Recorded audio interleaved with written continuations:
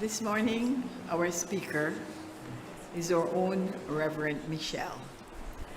And I'm sure she has prepared an encouragement that will incite and inspire you to greater service.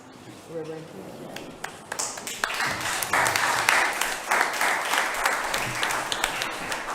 Good morning, everybody. So, for the last 3 years, I've spent summers volunteering at youth camps. My daughter is the head of an organization, and they have 7 camps in the northeast region of Washington, D.C. I'm camp mom. And what camp mom does is camp mom is there to, kiss the boo-boos when they fall. Camp mom is there to motivate and inspire. She also teaches tennis lessons. Camp mom does everything. But what we do in the morning, we have what we call sunrise, and then we have a sunset service. And we always open up with, today's a great day to have a great day. And then what do you think the kids say? Today's a great day to have a great day. So it's a call and response. So I'm going to start it out. I'm going to say today's a great day to have a great day. And then you're going to affirm it as enthusiastically as my teens do at camp. It's a great day to have a great day. It's a great day to have a great day. Absolutely it is. So you might hear that from time to time, you all. So today I'm going to be talking about service, and the title of my talk is Being in Service Serves Us. You like that play on words? Being in service serves us. Those of you who are at home, I want you to participate in all aspects of the service. There will be a time for reflection on how you can serve. Maybe it's technology since you have mastered that. But anyway, I want to just extend the invitation to those folks who are love streaming as well. You are welcome here as well. So the pronunciation of the word service, but most people say what? Serve us. So the truth of the matter is that being in service to others actually does serve us. And hopefully I build a case for that in my talk. So to accurately describe the service of which I speak, I look to the Far East. I look to Hinduism, and they have a practice called Shiva. Excuse me, I get those words mixed up. Shiva. Seva. Well, you know what? It depends on what you listen to. I Googled it in the dictionary, put it on pronunciation, and they said Siva. So, Siva, I think it all means the same thing. Because I always like to hear words if it's a word that I don't use all the time. And so I actually wrote it out phonetically the way it was pronounced on dictionary.com, just so you all know. Okay. So anyway, you understand the idea, the concept of service. And so it's being in service to God and to humanity. But the thing is, it's without the expectation of anything in return. Now, that's hard for some people. And the reason why I say that's hard for some people, because people, they just expect, you owe me a favor because I did something for you. And so that's not what we're talking about. We're talking about taking this to a deeper level. We're taking this to that point where you serve because it truly does service you because of the feeling that comes over you when you're able to help someone else. So the words in the song were really spot on because it talks about somebody might need a little help. You never know. You see someone struggling with their luggage and, you're walking with your hands free. There's an opportunity to be in sacred service. Can I help you? Now, they may say no, but you have extended your generosity of service. So, according to the Hindu scriptures, you all, is it Shiva, whatever the word is. It's the highest form of dharma. Now, I know that word real well. And what is dharma? Dharma is righteousness. And so it's being in service coming from a place of righteousness. And it's been said to provide good karma. You all know karmic law, yes? What is karmic law? What does what? Goes around what? Say that again. What goes around comes around.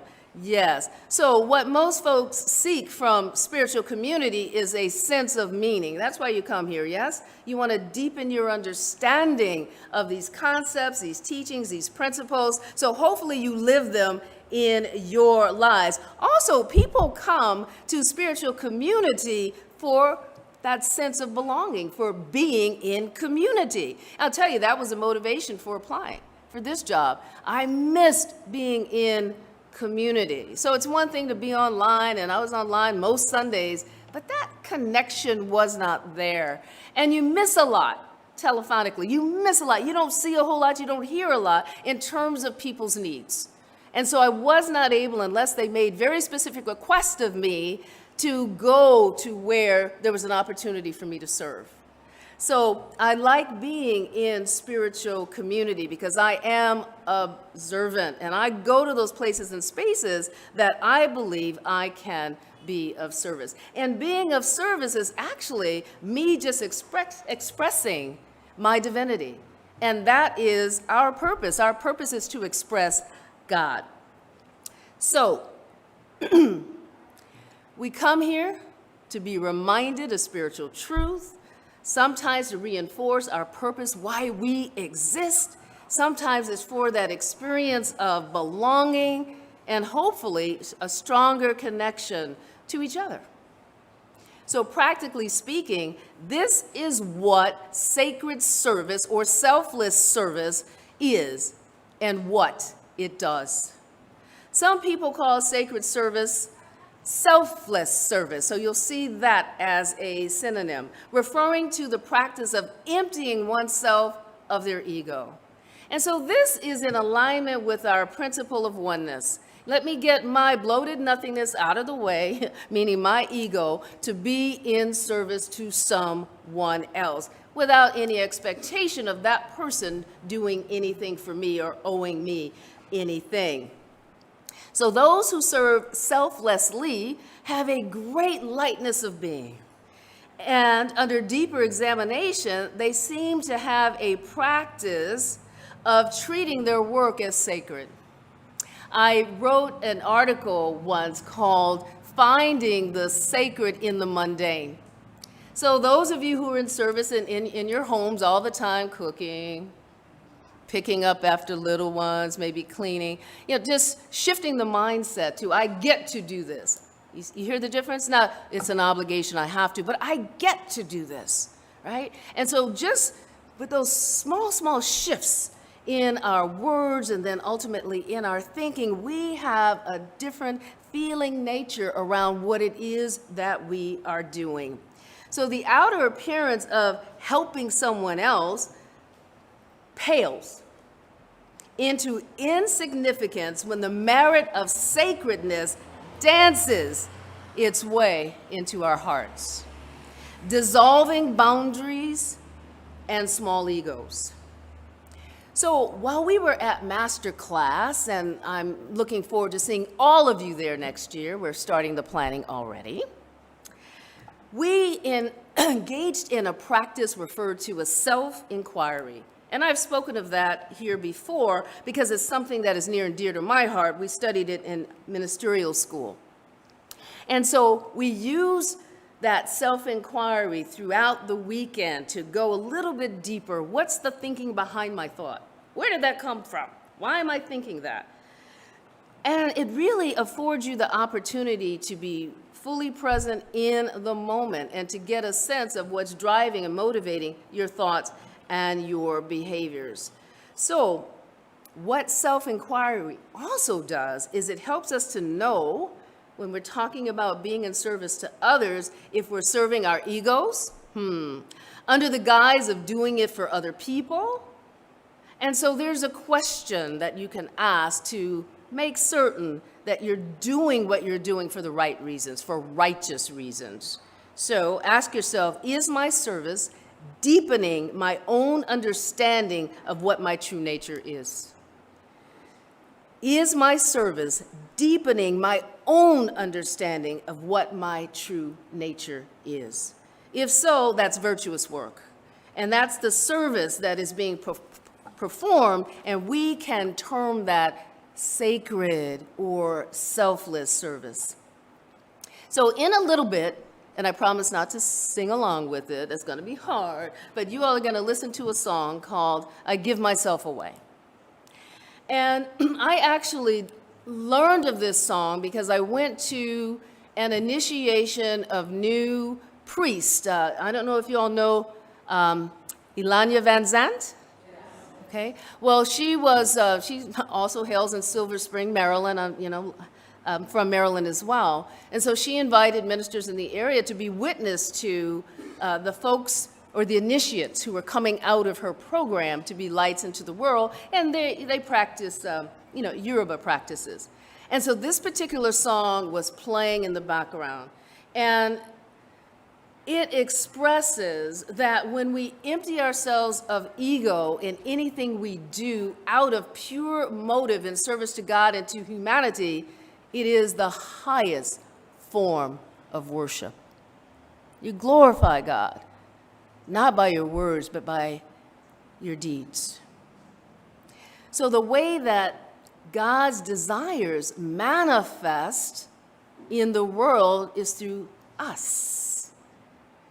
In foundations class, even when you're starting out in the science of mind early, we have a practice, and the title of that practice is sacred service. It's presented as such a practice because what happens with a practice? You do it more than once, over and over. And so hopefully when you engage in consistent and constant practice, it becomes a discipline. The discipline then becomes your character. Your character expresses your nature. And so being in sacred service, you ultimately get to that point where you realize and you accept with honor and enthusiasm that you are here as an instrument of the Most High God. Breathe that in. And just think, I am, or you can even say it, I am an instrument of the Most High God.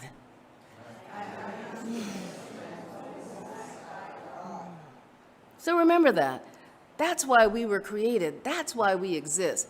Now, I read everything, you all.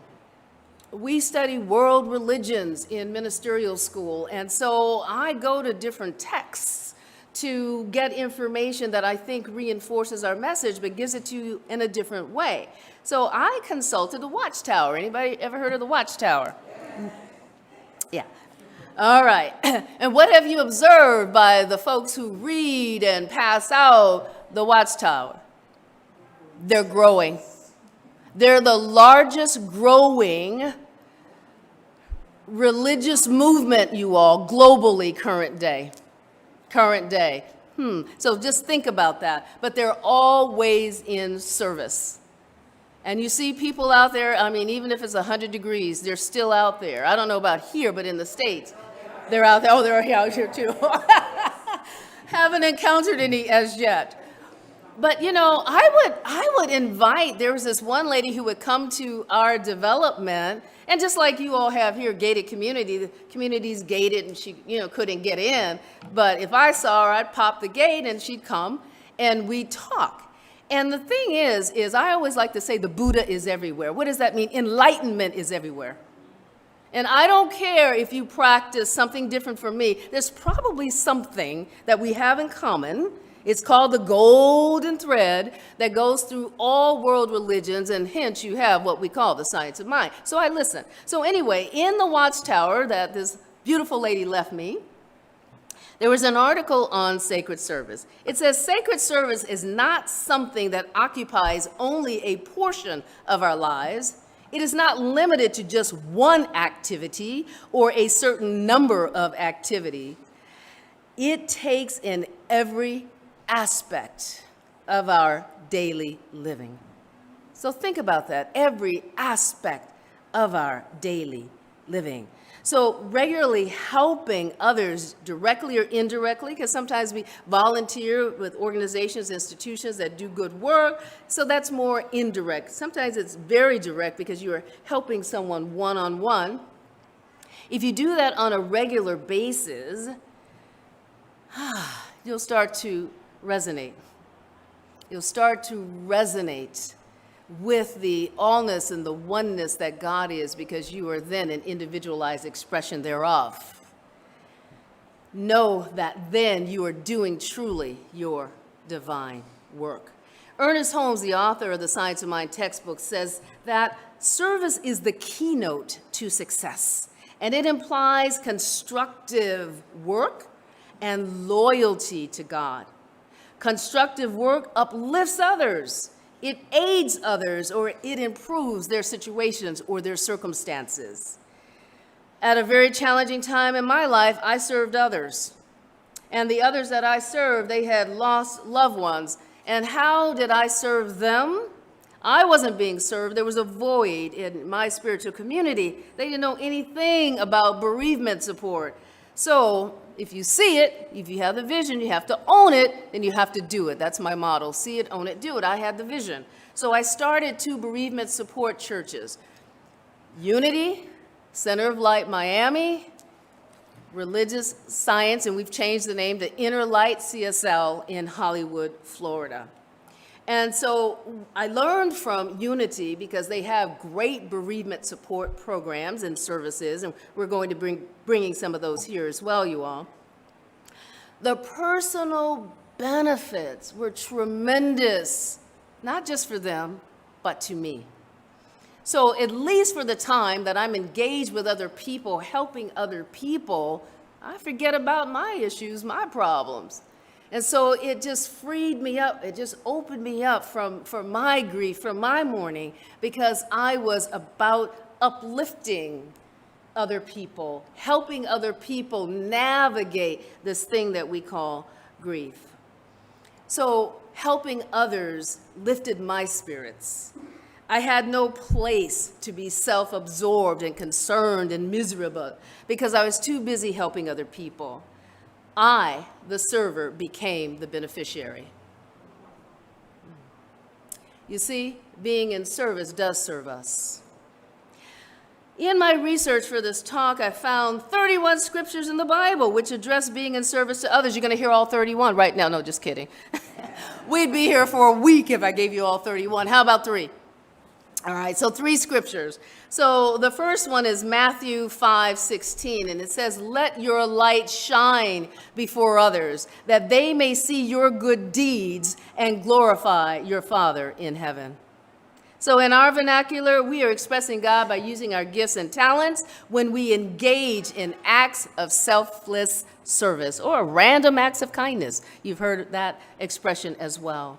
The act of leading hearts to God is at the top of the list for acts of sacred service. And I'm not talking about proselytizing. No, that's not what we're talking about.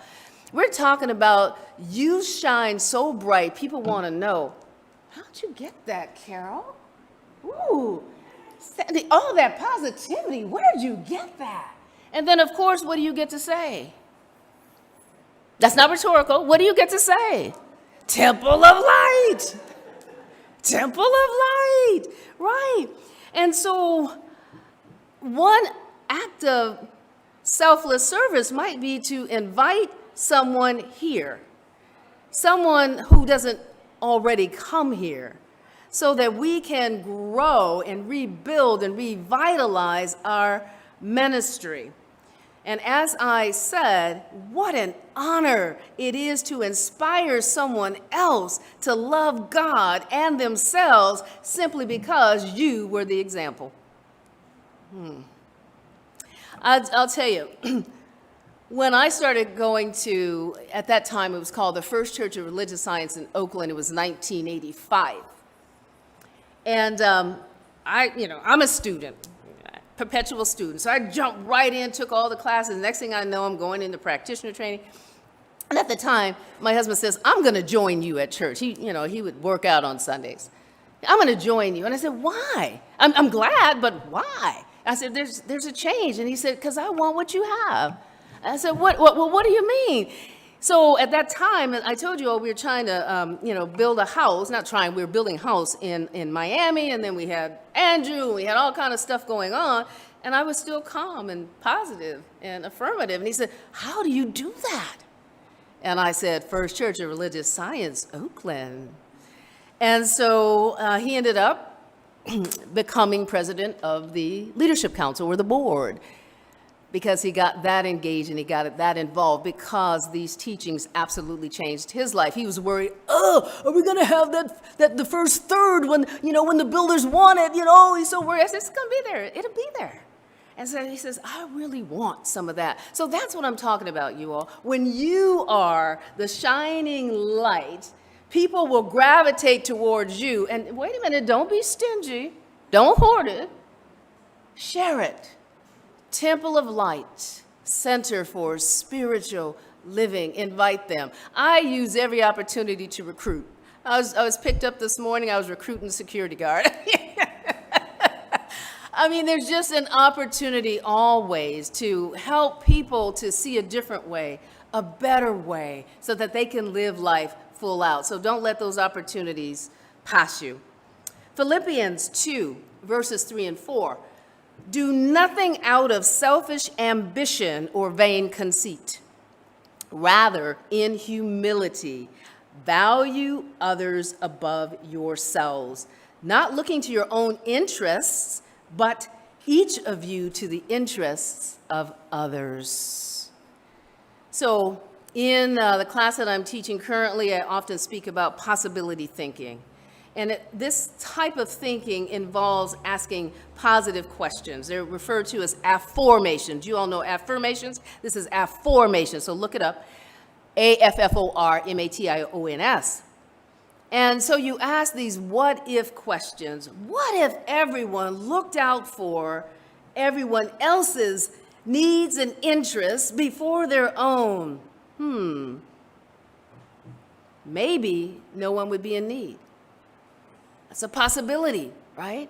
So engage in possibility thinking, thinking positive. What if I made a difference? What if I just gave 1 hour to something that nourishes my soul spiritually? What might the possibilities be? And I remind you that outwardly, it seems like service may not be meritorious upon examination on the part of some folks, nobody here I'm sure, because of the motivation behind it. Some people will give to get. That's not the mindset. Remember we talked the last time I was here about it's not as important what you pray for, but what you pray from, and every thought is a prayer, correct? Every thought is a prayer. So some people are thinking, okay, if I do this, I'm going to get something. That's not the right energetic behind the doing. So check your motives, if you ever get caught up in that, by asking, am I clandestinely looking to my own interest or purely to the interest of being in service to others? Am I camouflaging my service because there is this expectation that I'm going to get in the end? In President John F. Kennedy's inaugural address, he challenged Americans by imploring us to ask not what your country can do for you, ask what you can do for your country. Military service increased exponentially, you all. The Peace Corps came into existence by him just putting that challenge to us. And now I'm challenging all of you. Ask not what the temple can do for you, but rather what can you do for your temple of light. Let's flip the script. Because most people come to get. You will get, but you will get so much more if you come to give. Give of your time, your talents, and yes, your treasure as well. Instead of looking for what the temple can do for you, ask yourself, what can I do for my temple? So I'll close with 5 benefits of being in service. Unselfish service, sacred service. Siva, Sheva. Unselfishly serving others creates joy in your life. That's one benefit. Unselfishly serving others will bring meaning and purpose to your life. Unselfish service to others will leave a legacy of generosity. And above all, the satisfaction that you get from knowing that your giving, your sacred service to humanity matters. Everything that somebody does for someone or something else does matter, even if it's just to that person. And there is satisfaction in knowing that it brings honor to the Most High. So in view of all the loving acts that Spirit has performed and of those that it will perform in the future, God merits our devoted and appreciative service. To Source, we owe our lives, our very being, our very existence, and everything that we have, everything that we do, and everything that we enjoy. And that's also in Psalms 104:1, 14, 15, and 24. And I'll close with this one. Proverbs 11:25. A generous person will prosper. Whoever refreshes others will be refreshed. And spiritual refreshment is when we are revived in our inner spirit through our relationship with God, and our hearts are filled with joy and peace and love, inner strength and renewal as we experience God's life and God's word in our everyday living. So I remind you that being in service serves us. So what I'd like for you all to do right now, you should have been giving a little Post-it as you came in, a colored Post-it. And so as this song plays, and we're only going to play about 4 minutes of it and then fade it out gently at around 4 minutes, because I want you all to be in reflection, thinking about, what gifts, what talents, what creativity, what innovative ways might I be in service to my spiritual community? And then you'll write down your talent on that piece of paper and your gift, only if you're doing it with a generous heart, and your name and email address. And just stick it to your envelope, so when you come up and you put your envelope on the box, it's in there too, and we will follow up. We want to give everybody an opportunity to experience sacred giving, therefore sacred living.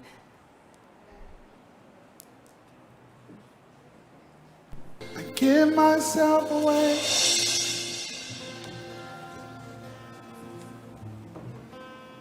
I give myself away so you can use me. I give myself away.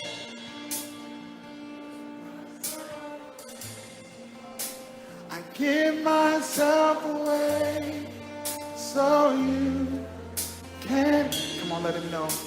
I give myself away.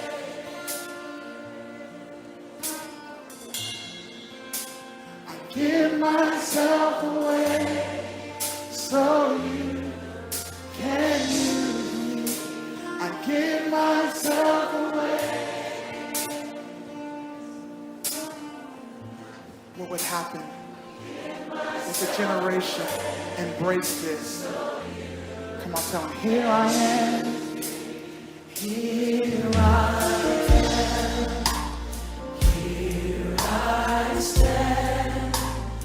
Lord, my life is in your hand. Lord, I'm longing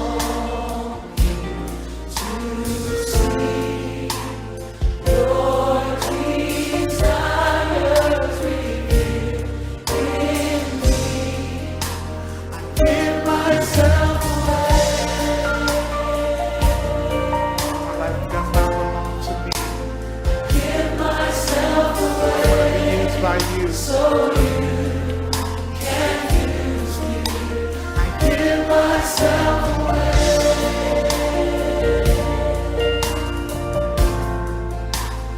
Give myself away. So God, take my heart. Take my heart. Take my life.